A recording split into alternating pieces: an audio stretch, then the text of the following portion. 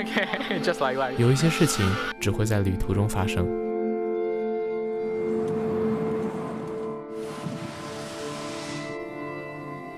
有一些画面只有在一个人旅行的时候才有心思停下来去捕捉。我极其喜欢一个人旅行的感觉，这样我就可以按照自己的节奏和意愿走走停停。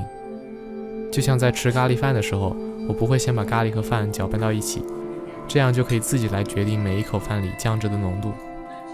只是我没想到第一次独自出国旅行的经历是源于一个意外。150名后到达目的地。想去日本的愿望从很小的时候就开始发芽了。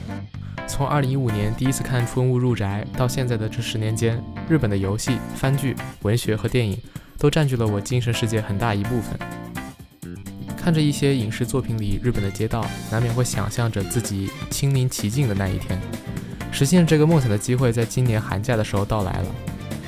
按照原本的计划是和2个朋友同行，一起去找在东京读书的另一个朋友，但是他们在办签证的时候都出了点状况。在东京的那一个朋友也正逢考试季，这意味着我要一个人在一个语言不同的陌生国度里待11天。欢迎来到我的频道，这里是乐色狗。接下来的几个视频里，你将同我一起经历从东京都市圈到北海道的11天旅程。周密的计划这种事情是绝对不存在的。去东京的前一天晚上，我才订好酒店。对我来说，最好的攻略就是想到哪儿去哪儿。在日本这个处处都需要预约的地方，我唯二的预约是随机挑了一天的涩谷 Sky 日落时段的门票和一家涩谷周边的亚洲前50酒吧的 Bellwood 晚上的预约，其他的一切我只能相信车到山前必有路。到日本之前，我强烈建议你的手机下载以下软件：谷歌地图、日本换乘以及 Voictra。前面2个会帮你搞明白日本极其复杂的公共交通系统，后面1个会帮你解决语言问题。虽然大多数时候英语和笔画就够用了。好了，欢迎搭乘乐色狗的旅行班机，你可以闭上眼睛好好睡一觉，醒来的时候我们就会在东京了。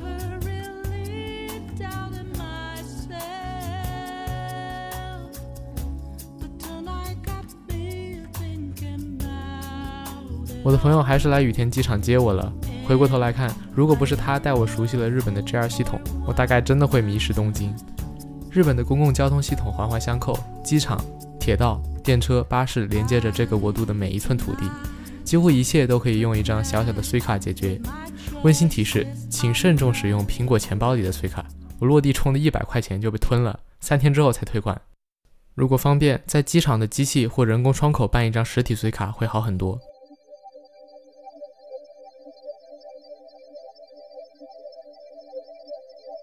从池袋下车的时候，我的第一感觉不是兴奋，而是一阵信息过载带来的晕眩感。铺天盖地的日语招牌，陌生的街景，充斥听觉的陌生语言，让人感觉有些恐惧和焦虑。想来也奇怪，明明我周围的一切都在努力向我证明我的位置，但我一点身在日本的实感都没有。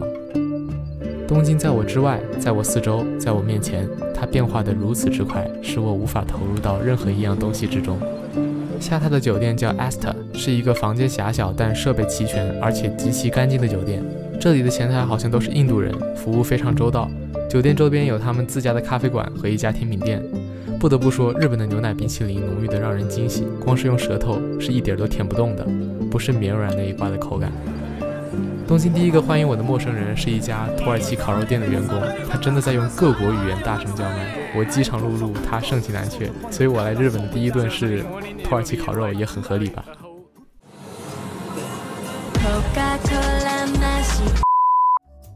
日本的 Tower Records 连锁店多了许多本土的碟片，比如游戏、番剧原声带和 J-Pop 等，大家可以猜猜我最后买了哪些 CD 回去。A tornado flew around my room before you came. Excuse the mess it made. It usually doesn't rain in Southern California much like light as a feather when I'm floating through, reading through the daily news, measuring the hurt within the golden rule. Centimeters of ether, I'm heating the speaker. Motivational teacher with words that burn people.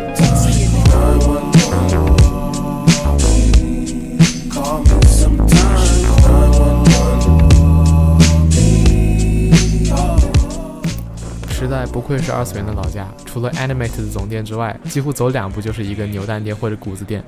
平时我见着哪怕一个这样的店面都会庆幸不已，但这些店在池袋实在是太多了，应接不暇都不足以形容我此时的感觉。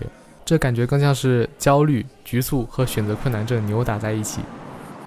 在 Animate 没逛多久就想回去休息了，实在是舟车劳顿，可能好好睡一觉之后状态会好很多吧。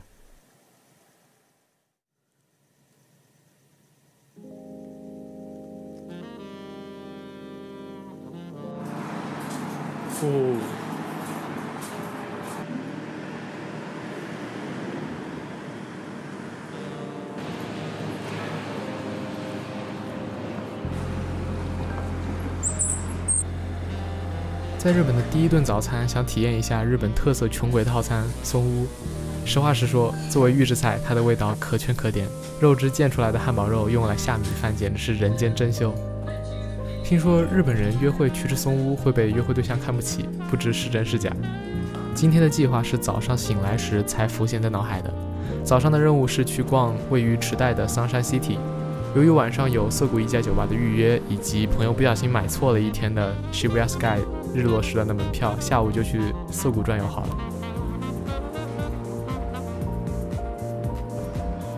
天气好的出乎意料，按照朋友的话说，日本是一个空气感很足的地方。晒晒太阳之后，昨天的窘迫和局促都不见踪影了。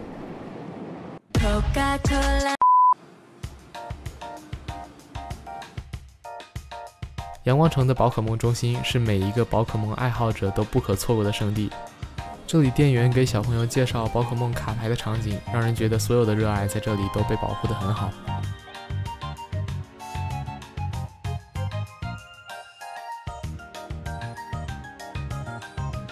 3楼是南梦宫万代集合店的老巢，一个巨大的胶老快乐店，不必多言。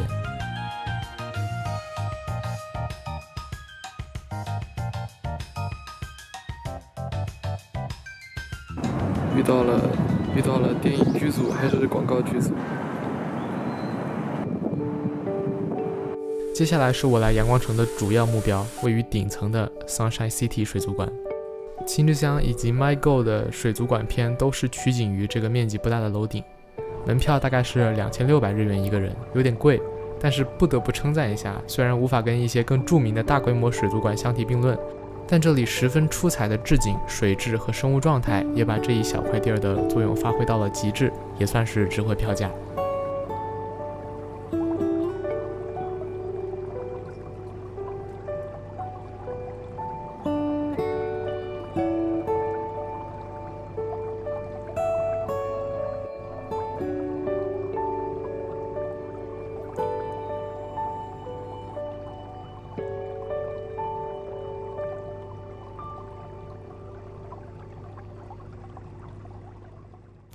棒！我靠，绿灯快过了，快冲！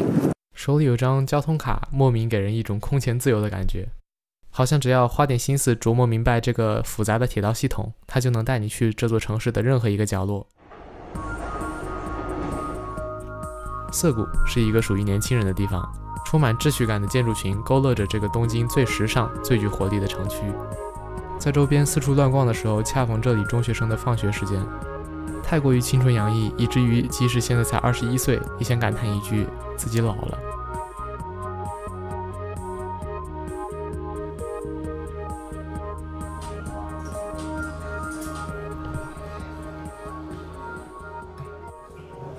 好吃到我不知道怎么说词儿了，就是非常浓厚、非常浓厚的芝士味，然后配上果酱就不会腻。虽然我实在不喜欢吃奶油，但是它这个奶油也挺好吃的。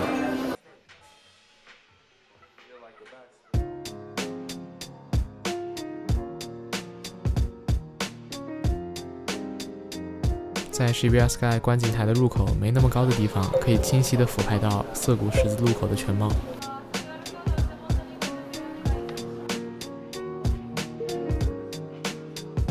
Shibuya Sky 的观景台需要从顶层再坐一次直梯才能直达，在进入之前需要将随身的行李寄存到柜子里。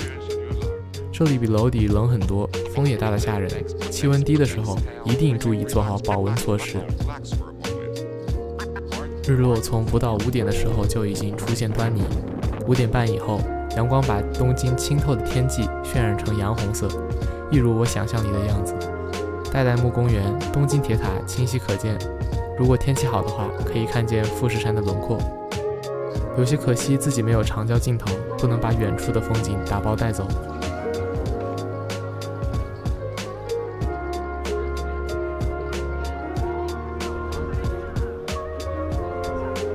今天逛下来，只算风景的话，我倒觉得东京都市圈没有什么好祛魅的，可以把自己的期望定高一点。这是一个不需要标注一切以实物为准的城市。刚从 Shibuya Sky 下来，就立马深入涩谷的街头巷尾，寻找的 Bellwood。在这家酒吧里，我经历了整个日本行里最奇妙的体验，也结识了我迄今为止唯一一个在旅行之中认识的朋友。这是一家亚洲排名第34、世界排名第89的酒吧，和亚洲排名第23的 The SG Club 属同一个团队打造。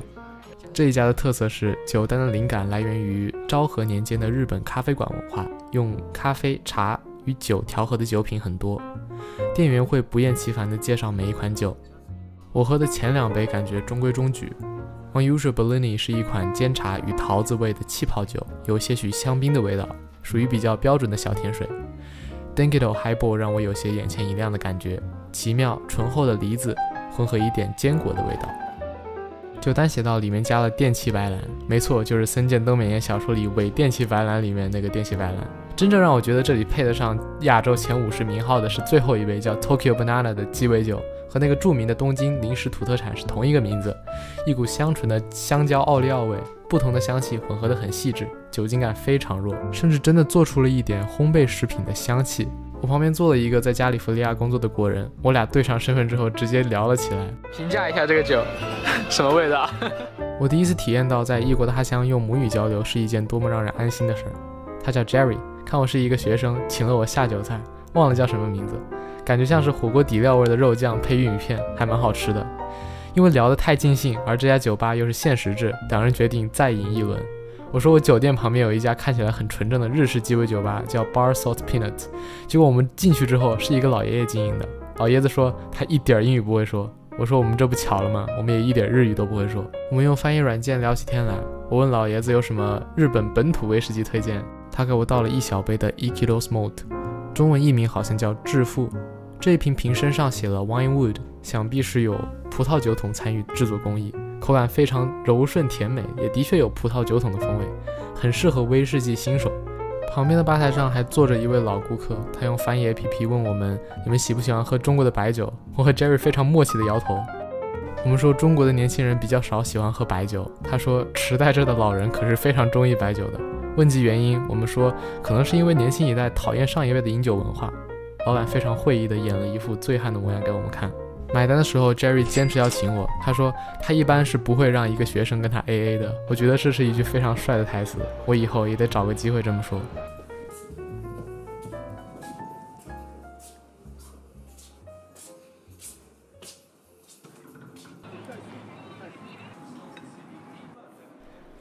今天的主题十分明确，去满足一下我小时候的愿望，秋叶原圣地巡礼。今天的一切都和 ACG 文化有关。说来惭愧，第一次听说这个地名其实是因为在玩秋叶原之旅，后来初二在看俺妹的时候才知道这原来是个二次元窝子。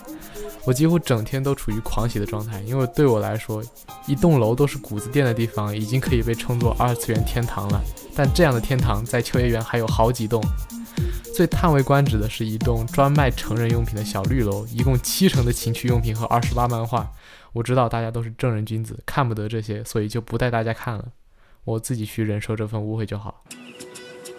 骏和屋是日本最负盛名的二手 ACG 周边连锁店，在秋叶原光是我看到的就有3家，其中有一家还有非常齐全的中古游戏卡带收藏，还有只卖不到500人民币的 PS3， 可那一层不让拍照。电波会馆可以算是秋叶原经久不衰的招牌了，也算是整个秋叶原的缩影。如果时间紧迫，只逛这一家就够了。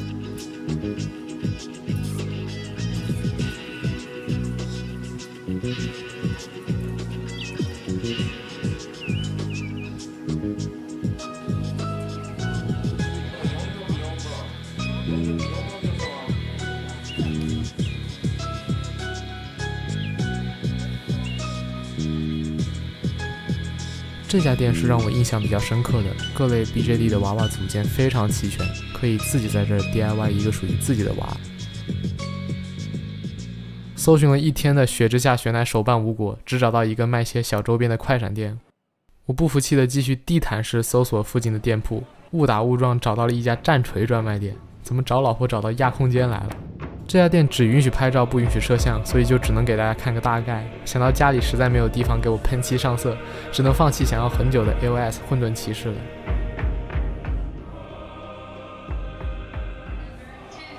从店门口出来的时候，恰逢秋叶原的蓝调时刻，出乎意料的好看。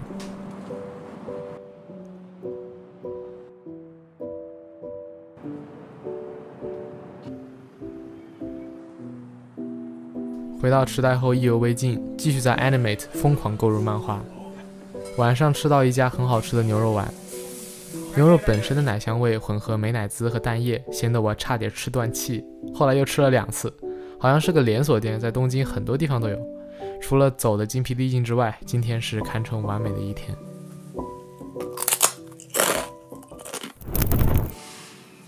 第3天的主要任务是在银座帮我妈代购奢侈品，帮朋友代购三丽鸥，以及和漂亮柜姐聊天，也没什么好拍的，所以一整天都没怎么掏出相机。So， 请允许我略过一下。晚上累得动弹不得，还要被这个女人拉去帮忙备餐，虽然好像帮了倒忙，不小心把辛辛苦苦手剥的鸡腿肉放到了冷冻层。谁家冰箱上层是冷冻层啊？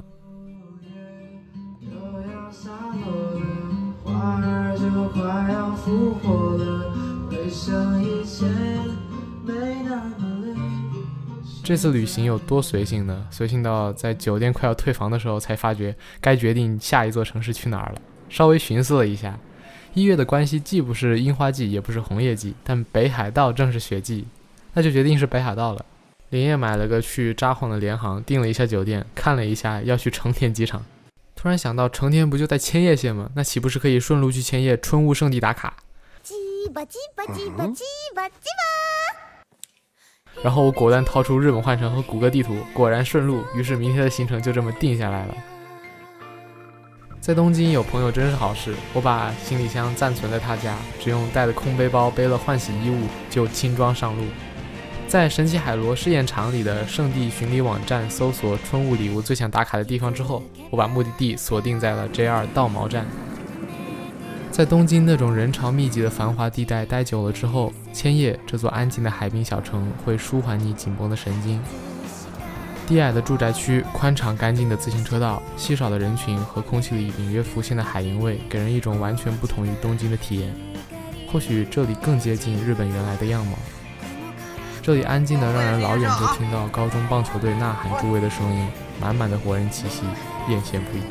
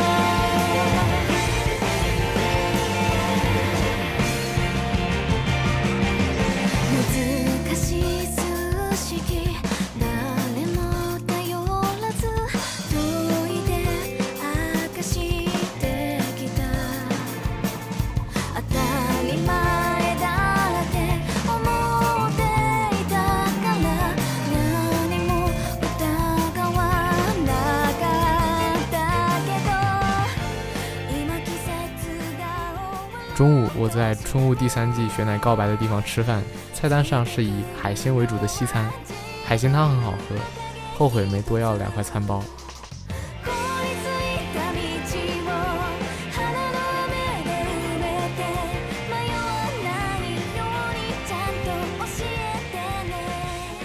本来寻思着日落之前就去成田机场附近的酒店下榻，但是在道毛站走路走到一半，发现包落在公交车上了，失物招领处就在刚刚的道毛海岸站附近，只能又往回跑。看着也该日落了，想着干脆去瞅瞅海边日落得了。